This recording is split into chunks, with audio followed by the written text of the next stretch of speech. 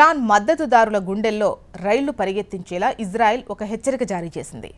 ఐక్యరాజ్యసమితి భద్రతా మండలిలో ఇజ్రాయెల్ రాయబారి ఒక గడియారం మరియు మొబైల్ ఫోన్తో సంచలనం సృష్టించారు.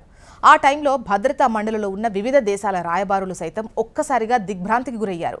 ఐక్యరాజ్యసమితిలో ఇజ్రాయెల్ రాయబారి జెన్నీ డానన్ ప్రసంగిస్తూ అకస్మాత్తుగా తన ఫోన్లో రెడ్ అలర్ట్ సైరన్ ప్లే చేశారు. ఆ తర్వాత గడియారంలో 15 సెకండ్ల టైమర్ సెట్ చేశారు. ఆయన ఎందుకు అలా చేశారో ఆయనే వివరించారు. ఇజ్రాయెల్ పౌరులు నిత్యం క్షిపణి దాడుల నీడలో ఎలా గడుపుతున్నారో ప్రపంచానికి చూపడమే డెన్నీ ఉద్దేశం. ఉగ్రవాదులు ఇజ్రాయెల్పై రాకెట్లు ప్రయోగించినప్పుడు మా పౌరుల ఫోన్లలో సరిగ్గా ఇదే సైరన్ మోగుతుంది. తమ ప్రాణాలు కాపాడుకోవడానికి వారి వద్ద ఉండే సమయం కేవలం 15 సెకండ్లే అని ఆయన తెలిపారు. ఒక్క క్షణం దీని గురించి ఆలోచించండి.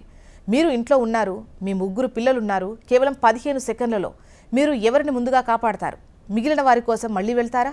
మీ వృద్ధ తల్లిదండ్రులను ఎలా తీసుకెళ్తారు?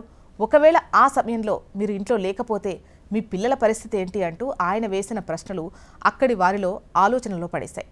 ఇదే టైంలో ఇరాన్పై డొనాల్డ్ ట్రంప్ ఏదైనా భారీ ప్రకటన చేయబోతున్నారనే ఉత్కంఠ నెలకొంది. మరోవైపు హర్ముజ్ జలసంధిపై ఇరాన్ హెచ్చరికలు జారీ చేసింది. అమెరికా ఎటువంటి చర్యలకు దిగినా కఠినంగా బదులిస్తామని ఐఆర్జీసీ తెలిపింది. ఇరాన్పై ఇజ్రాయెల్ దాడులు వేగంగా మరియు విస్తృతంగా ఉంటాయని ఇజ్రాయెల్ రక్షణ మంత్రి ఇజ్రాయెల్ కాట్జ్ హెచ్చరించారు.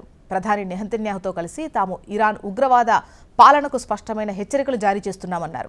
యుద్ధ నేరాలకు పాల్పడుతున్న ఇరాన్ భారీ మూల్యం చెల్లించుకుంటుందని అన్నారు. ఇక ఇరాన్ రెవల్యూషనరీ గార్డ్ నావికాదళ ప్రధాన కమాండర్ అలీరెజా తంగ్ సిరిని హతమార్చినట్టు ఇజ్రాయెల్ ప్రకటించింది.